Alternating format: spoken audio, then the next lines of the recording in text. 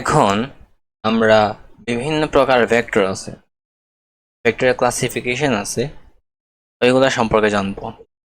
তার মানে আমি অবশ্যই এটা বলবো না যে যতগুলো আছে সবগুলো আমরা পড়বো। যেগুলো মাস্ট ইম্পর্টেন্ট বা বলতে পারো যে তুই পড়ে বুঝে যে আমরা বুঝতে পারছি না, স্পেশালি টার্গেট করে পড়াবো। সো প্রথমত সমান ভেক্টর নিয়ে আমাদের বুঝতে হবে। আচ্ছা, সমান ভেক্টর ডেফিনেশনটা কি? সমান ভেক্টর ডেফিনেশনটা হচ্ছে একই জাতীয় দুই বা ততোধিক ভেক্টর এর মান সমান এবং দিক একই দিকে হলে তাকে সমান ভেক্টর বলা হয়। এখন এই সঙ্গে কি কি জিনিস বলছি? একটা ভেক্টর মানে কয়েকগুলা ভেক্টর আছে, তারা পরস্পরের সাপেক্ষে যদি সমান ভেক্টর হতে হয় তাহলে তাদের কিছু শর্ত মেনে নিতে হবে। কি কি শর্ত? আমি যদি বলি শর্তের কথাগুলো যে শর্ত, প্রথমত একই জাতীয় হতে হবে, একই জাতীয়। এটা দ্বারা কি বোঝাচ্ছে আমি সিরিয়ালে আসবো। প্রথমত কি? একই জাতীয়। সেকেন্ডলি মান সমান। থার্ডলি দিক একই।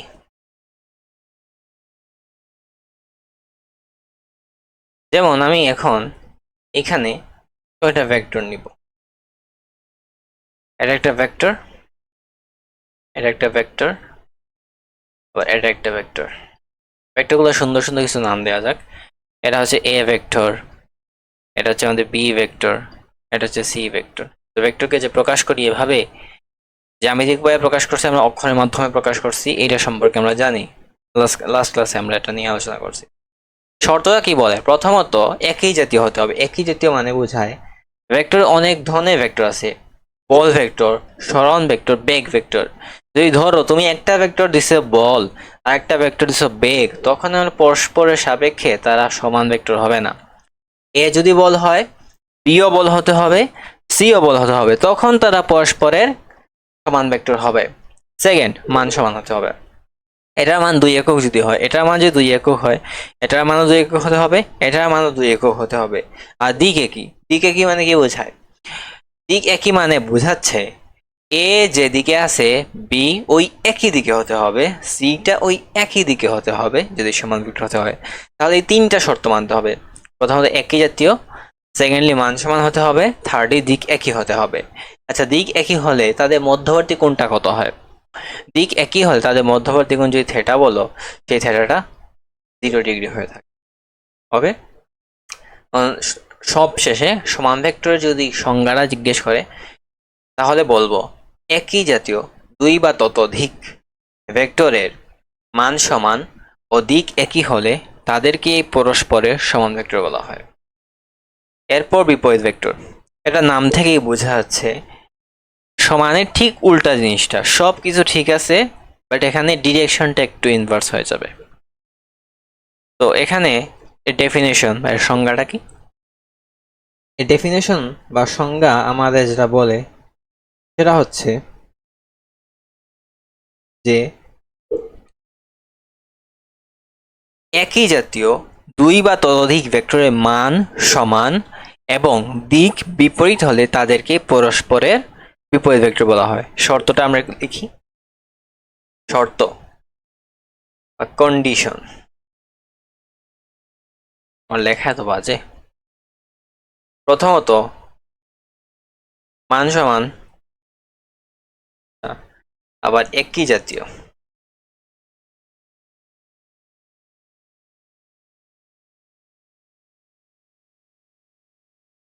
আর দিক বিপরীত।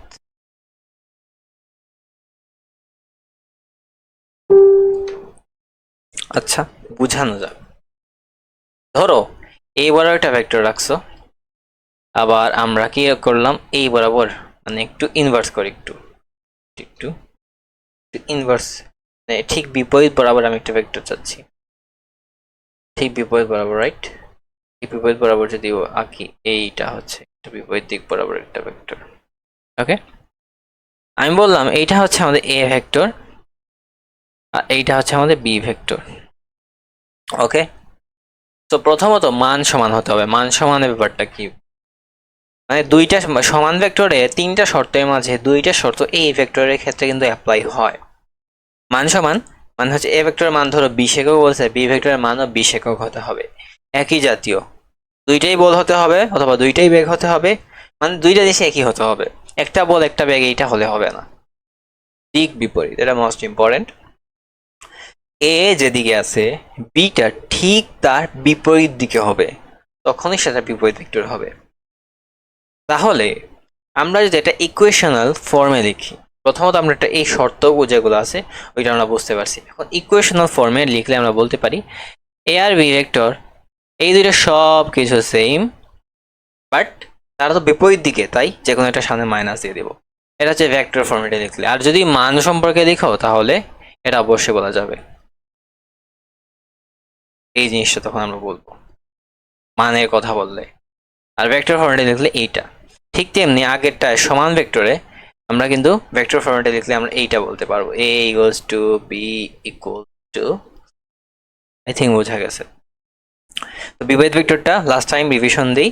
সংজ্ঞাটা হচ্ছে একই জাতীয় দুই বা ততোধিক ভেক্টরের মান সমান এবং দিক বিপরীত হলে তাদেরকে পরস্পরের বিপরীত ভেক্টর বলা হয়। প্রথমত মান সমান মানে হচ্ছে যতগুলো ভেক্টর আছে তাদের মানটা সমান হতে হবে, আবার একই জাতীয় হতে হবে মানে হচ্ছে ভেক্টরে অনেক ধরনের ভেক্টর আছে, বল, সরণ, তারপর বেগ, ত্বরণ।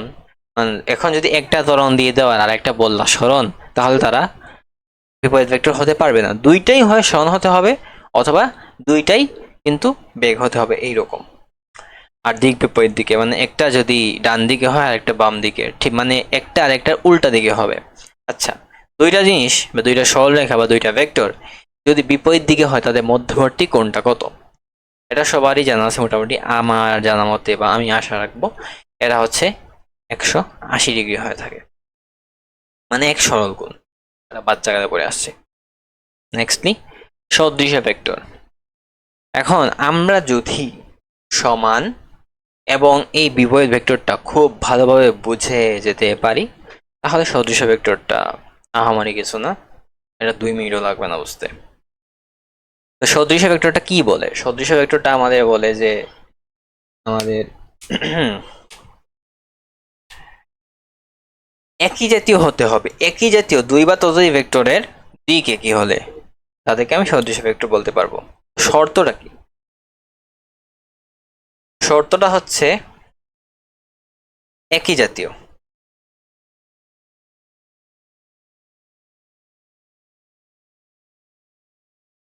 আর দিক একই। এখন থার্ড কন্ডিশন যেটা আগে ছিল যে মান সমান হবে কি না, দেখো ভাই এখানে মান সমান হতেও পারে নাও হতে পারে। এখন যদি মানটা সমান হয়ে যায় তখন এটাকে আমরা কি বলবো, তখন এটাকে আমরা সমান ভেক্টর বলে ফেলবো। ওকে, তো সদৃশ ভেক্টরটা বোঝা যাক। যেমন ধরো এখানে একটা ভেক্টর আছে, এখানে আরেকটা ভেক্টর রাখছি, তো এটাকে আমি বললাম এটা হচ্ছে আমাদের এ ভেক্টর আর এই ভেক্টরটা হচ্ছে আমাদের বি ভেক্টর। এই এ এবং বি ভেক্টরটা একই জাতীয় আছে এবং দিক একই আছে। তো দিক একই মানে তারা ঠিক একই দিক বরাবর আছে, মানে তাদের মধ্যবর্তী কোণটা আমি 0 ডিগ্রি আছে। তো এই দুইটা শর্ত মেনে নিছে, আমি খুব সহজে বলবো সদৃশ ভেক্টর এগুলা, তারা পরস্পরের সদৃশ ভেক্টর। এখন যদি এইরকম হয়ে যায় যে এ এবং বি ভেক্টর দুইটার মান সমান, যদি ইফ এ এবং বি ভেক্টর মান সমান হয়ে যায় তখন ভেক্টর ফরম্যাটেও আমরা এসে লিখতে পারি, কারণ তাদের দিক তো একই আছে। তখন এটাকে আমি সমান ভেক্টরও বলতে পারবো, সদৃশ ভেক্টরও বলতে পারবো। তো সদৃশ ভেক্টর হওয়ার জন্য এখানে মান সমান বা অসমান হওয়ার কোনো শর্ত নেই। এখানে মান সমান হতেও পারে নাও হতে পারে, না হলে সদৃশ ভেক্টরও থাকবেই। আর যদি সমান হয় এটা সমান ভেক্টরও হবে, সদৃশ ভেক্টরও হবে।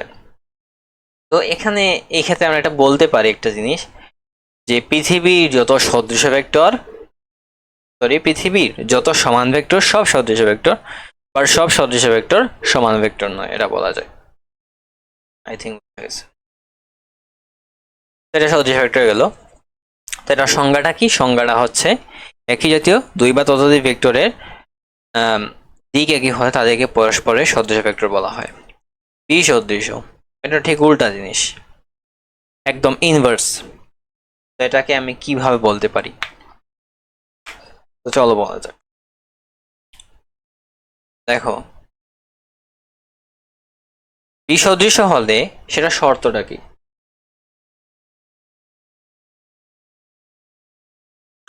শর্তটা একটু ভালোভাবে বুঝতে হবে। শর্ত নাম্বার 1, এটা একই জাতীয়।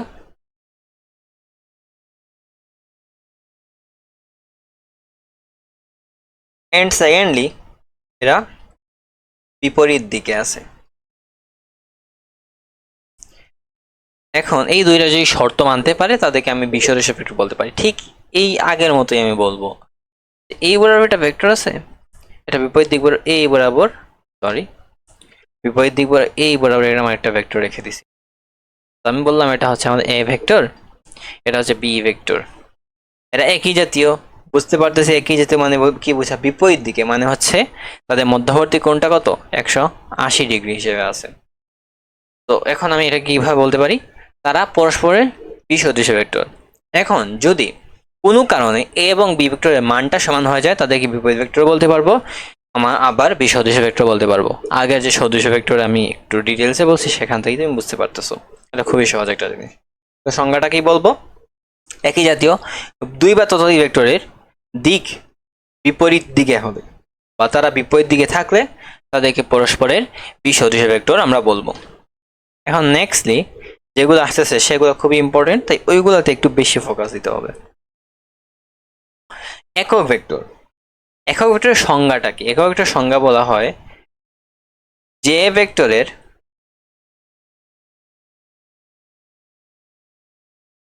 মান এক একক, এটাকে আমরা কি বলি? এটাকে মূলত আমরা বলে থাকি সরি, একক ভেক্টর। যে ভেক্টরের মান এক একক, যে ভেক্টরের মান এক একক, তাকে আমরা একক ভেক্টর বলে থাকি। লেখাটা যদি না বুঝে থাকো সেটার জন্য আমি মুখে বললাম, আবার লেখাটা খুবই বাজে আমি জানি, এর মাউস দিয়ে আমি ভালো লিখি। তো একক ভেক্টর, এটা ম্যাথমেটিক্যালি এটা জিনিসটা বোঝা যাক। ধরো আমি একটা ভেক্টর নিচ্ছি, একটা ভেক্টর নেই, যেমন ধরো এইটা হচ্ছে আমার একটা ভেক্টর। আচ্ছা, এই ভেক্টরটার আমি নাম দিছি, সেটা হচ্ছে এ ভেক্টর। এই এ ভেক্টর যেটা আছে এটার মানটা হচ্ছে ধরো 6 একক। আচ্ছা, 6 একক মানে কি বোঝাতে যাচ্ছি? আমি একটা কাজ করতে পারি, মানে এই যে টোটাল এ ভেক্টরটা আমি নিচে আঁকছি, এই যে জ্যামিতিক ভাবে প্রকাশ করছে, এই টোটালটার মান হচ্ছে 6 একক। এখন আমরা একটা ছোট্ট কাজ করলাম যে এই ভেক্টরটাকে সমান 6টি ভাগে ভাগ করলাম। তো সমান 6টি ভাগে ভাগ, যেমন এটা একটা ভাগ, 2, 3, 4, 1, 2, 3, 4, 5, 6, সমান 6টি ভাগে ভাগ করে ফেলছি। দেখো, 1, 2, 3, 4, 5, 6, ওকে, সমান 6টি ভাগে ভাগ করলাম। এখন সমান এই যে 6টি ভাগে ভাগ করা হলো, প্রতিটির মান কত? প্রতিটি ভাগের মান 1 একক। তো এটার মান 1, 1, 1, 1, 1, 1। আমি কি বোঝাতে চাচ্ছি? এই যে সমান 6টি 1 একক মানের ভেক্টর আছে, সেইগুলা যুক্ত হয়ে বড় একটা ক্যাপিটাল এ ভেক্টর গঠন করছে, যেটার মান হচ্ছে 6 একক। ওকে, তো দুনিয়ার যত ভেক্টর আছে সব কিন্তু আমরা এই একক ভেক্টরের মাধ্যমে তৈরি হয়েছে। ভেক্টরগুলা একক ভেক্টরের মাধ্যমেই তৈরি হয়ে থাকে, বড় মানের ভেক্টরগুলা, এটা সত্যি কথা ডিটেলসে বললে। এখন আমরা যে এই যে 6টি ভাগে ভাগ করছি, এটা একটু ম্যাথমেটিক্যালি প্রকাশ করা যায়। অ্যাকচুয়ালি আমরা কি করছি? অ্যাকচুয়ালি আমরা যে ঘটনাটা ঘটাইছি, টোটাল যে ভেক্টর আছে, মানে এই যে ভেক্টরটা আছে, ভেক্টরটা এ, এই এ ভেক্টরটাকে অ্যাকচুয়ালি আমরা তার মান দিয়ে ভাগ করার ফলে এই এক এক এক এক করে পাচ্ছি। মানে আমি ভেক্টরটাকে তার মান দিয়ে ভাগ করব। তো এই যে জিনিসটা করছি, এটাই কি বলা হচ্ছে? এটাকেই মূলত বলা হচ্ছে একক ভেক্টর এ। তো একক ভেক্টরটাকে আমরা একটু স্পেশাল সম্মান দিই, তো এই জন্য এটা একক ভেক্টর বোঝানোর জন্য এর উপর একটা ক্যাপ সাইন দেওয়া হয়। এটা হচ্ছে বেসিক সূত্র। এই যে জিনিসটা লিখছি, এটা হচ্ছে আমাদের বেসিক সূত্র। এখন এটা থেকে আবার আরেকটা জিনিস পেতে পারি, সেটা হচ্ছে কোন একটা ভেক্টরকে প্রকাশ করার উপায়। তো কোন একটা ভেক্টরকে প্রকাশ করার উপায়টা কি? উপায়টা হচ্ছে এটা সেকেন্ড লাইনটা হচ্ছে এ ভেক্টর ইকুয়ালস টু ভেক্টরটার মান গুণ তার সাথে মানে সে যে দিক বরাবর আছে সেই দিক বরাবর একক ভেক্টরটা গুণ করে ফেলবো। তো কোনো একটা ভেক্টরের মানের সাথে তার একক ভেক্টরটা গুণ করে ফেললে আমরা মূল ভেক্টরটা পেয়ে থাকি।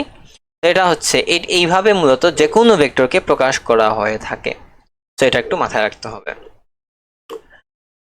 একটা একক ভেক্টর জিনিসটা বুঝলাম। এখন প্রশ্ন হলো এই যে একক ভেক্টর জিনিসটা আছে এটা অ্যাকচুয়ালি কাজটা কি, কি কাজে এটা আসে? তো সেটা বোঝার জন্য প্রথমত আমরা একটা গুরুত্বপূর্ণ ভেক্টর সম্পর্কে জানবো, সেটার নাম হচ্ছে আয়ত একক ভেক্টর।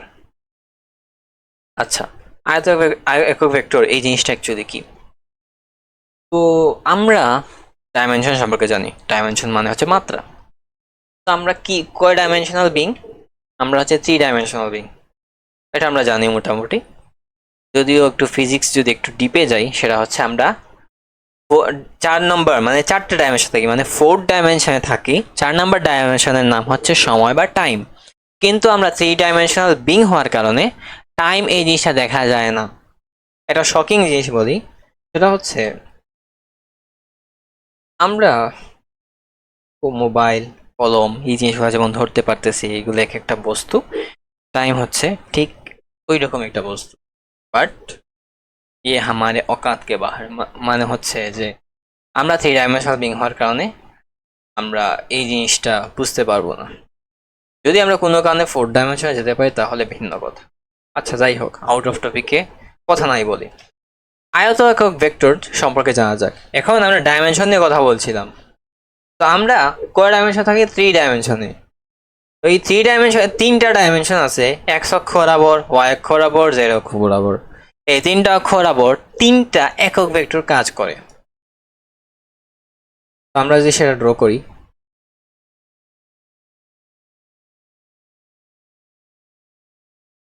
দেখো আমি এটা এক্স অক্ষ দিলাম, এটা হচ্ছে ওয়াই অক্ষ, এটা হচ্ছে জেড অক্ষ।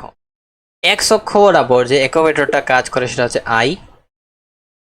ওয়াই অক্ষ বরাবর এত বাদ ওয়াই অক্ষ বরাবর যে একক ভেক্টরটা কাজ করে সেটা হচ্ছে আমাদের জে। আর জেড অক্ষ বরাবর আমাদের যে একক ভেক্টরটা কাজ করে সেটা হচ্ছে আমাদের কে। তাহলে আমাদের এক্স অক্ষ বরাবর এটা হচ্ছে আমাদের আই, ওয়াই অক্ষ বরাবর এটা হচ্ছে জে, জেড অক্ষ বরাবর এটা হচ্ছে কে। আয়তক্ষেত্র ভেক্টরটা হচ্ছে ত্রিমাত্রিক কার্তেশীয় স্থানাঙ্ক ব্যবস্থায় 3টি ধনাত্মক অক্ষ বরাবর বা 3টি অক্ষ বরাবর যে 3টি একক ভেক্টর পাওয়া যায়, এটাকে আমরা কি বলে থাকি? এদেরকে একত্রে আমরা আয়ত একক ভেক্টর বলে থাকি। এখন প্রশ্নটা ছিল কি, একক ভেক্টরটা আমাদের কি কাজে আসে? সেটার জন্যই তো আমরা আয়ত একক ভেক্টর জিনিসটা পড়ছি। তো চলো জানা যাক অ্যাকচুয়ালি এটা আমাদের কি কাজে আসবে। ধরো তুমি বাসা থেকে বের হইছো, এটা হচ্ছে তোমার বাসা। বাসা থেকে বের হয়ে এক্স অক্ষ বরাবর 7 মিটার, তারপর ওয়াই অক্ষ বরাবর 3 মিটার গেছো। তারপর আবার তুমি ধরো জেড অক্ষ বরাবর 2 মিটার গেছো। এখন এই যে টোটাল জিনিসটা ঘটলো, আমি বললাম যে এইটাকে তুমি ম্যাথমেটিক্যালি প্রকাশ করতে। তুমি এটা বলতে পারবা না যে আমি প্রথমত 7 মিটার পূর্ব দিকে, তারপর উত্তর দিকে 3 মিটার, এরকম ভাবে বলা যাবে না। তো তোমাকে ম্যাথমেটিক্যালি প্রকাশ করতে হবে। তো এই ম্যাথমেটিক্যালি প্রকাশ করার জন্য আমরা এই আয়ত একক ভেক্টর বা এই একক ভেক্টরটা কাজে লাগাতে পারি। সেটা কিভাবে? এক্স অক্ষ বরাবর 7 মিটার, তো এক্স অক্ষ বরাবর একক ভেক্টরটা হচ্ছে আমাদের 7i। ওয়াই অক্ষ বরাবর 3 মিটার, তো ওয়াই অক্ষ বরাবর একক ভেক্টরটা হচ্ছে 3j। তারপর জেড অক্ষ বরাবর সেটা হচ্ছে 2 মিটার, তো এটা হচ্ছে আমাদের 2k।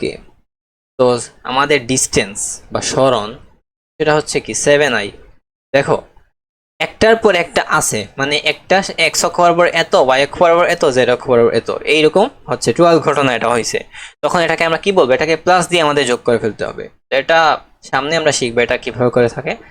মানে এটা ত্রিমাত্রিক কার্তেশীয় স্থান ব্যবস্থা কোনো একটা ভেক্টরকে প্রকাশে একটা টপিকই আছে, সেখানে জানতে পারবা।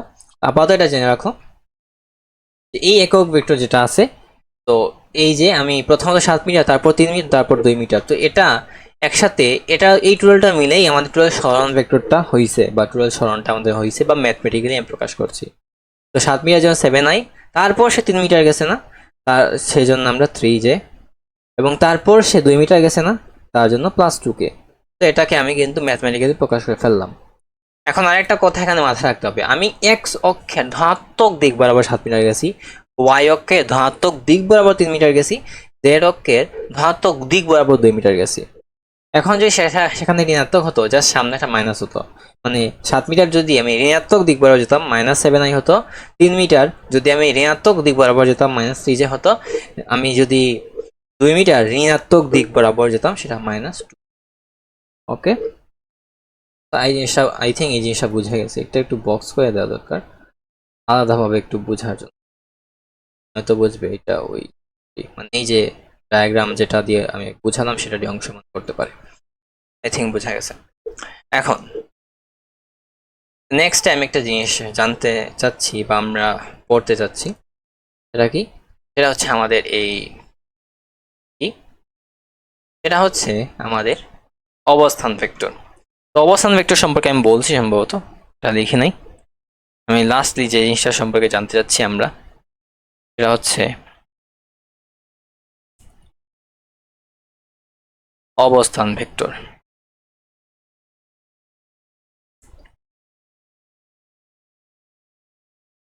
আচ্ছা, অবস্থান ভেক্টরটা কি? এখানেও ডাইমেনশনের কথাগুলো আসবে। অবস্থান ভেক্টর ডেফিনেশনটা আমাদের বলে যে কার্টেসীয় সাংখ্য ব্যবস্থায় মূলবিন্দু সাপেক্ষে যখন আমরা কোনো একটা ভেক্টরকে প্রকাশ করে থাকি,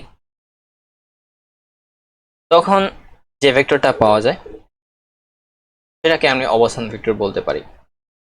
আচ্ছা, একটু ম্যাথমেটিক্যালি আমরা বুঝতে চাচ্ছি, বা এটা আমরা চিত্রের মাধ্যমে বুঝতে চাচ্ছি। যেমন এটা 2 ডাইমেনশন, আমি একটু চিন্তা করি, 3 ডাইমেনশন দরকার নাই, 3 ডাইমেনশন সম্পর্কে সামনে জানবো, 2 ডাইমেনশনালি ব্যাপারটা চিন্তা করা যাক।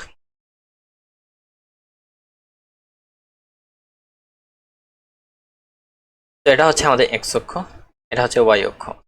তো এটা কি? এটা হচ্ছে মূল বিন্দু। ধরো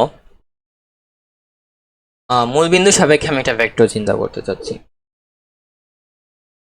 যে এখানে একটা মানে ধরো মূল বিন্দু থেকে আমাদের 3 মিটার দূরে একটা বিন্দু আছে, এ বিন্দু।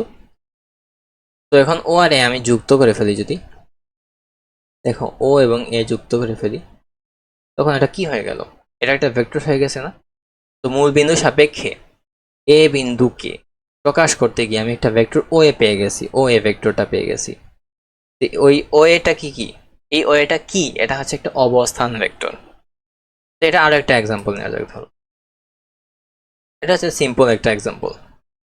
এখন আচ্ছা, ধরো এটা তো 3 মিটার বলছি না, তো এই 3 মিটারটা কিভাবে গেছে সেটা একটু চিন্তা করতে পারো। মূল ও এ যে দূরত্ব এটা 3 মিটার, এখন এই 3 মিটারটা আমি কিভাবে গেছি? ধরো যে আমি এক্স অক্ষ বরাবর 2 মিটার এবং ওয়াই অক্ষ বরাবর 5 মিটার গেলাম। ওকে, তখন এখানে একটা বিন্দু, সেই বিন্দুটা হচ্ছে পি বিন্দু। তো এই ও এবং পি যদি যুক্ত করে ফেলি, আমি কি পাচ্ছি? ওপি, এটা অবস্থান ভেক্টর। আচ্ছা, এই ওপিটা কিভাবে গেছি? এক্স অক্ষ বরাবর 2 metre, that means 2y। Y অক্ষ বরাবর যে ধনাত্মক দিক, সেই দিক বরাবর কি 5 মিটার, তাই 5j। তাহলে অপি ভেক্টরটা সমান আমরা কি বলতে পারি? y plus 5j। এটা 2 ডাইমেনশন অ্যাকচুয়ালি প্রকাশ করছি, তাই এখানে কে মানে z অক্ষ বরাবর যে আমাদের একক ভেক্টরটা আছে ওইটা নাই। ওকে, তো এটা নিয়ে ডিটেলস একটু হালকা পাতলা বললাম, এটা নিয়ে ডিটেলসে আমরা জানবো কখন? এটা নিয়ে আমরা ডিটেলসে জানবো যখন ত্রিমাত্রিক কার্তেশীয় সাংখ্য ব্যবস্থায় কোনটা ভেক্টর প্রকাশ, ওই টপিকটা আসবে তখন। ওকে।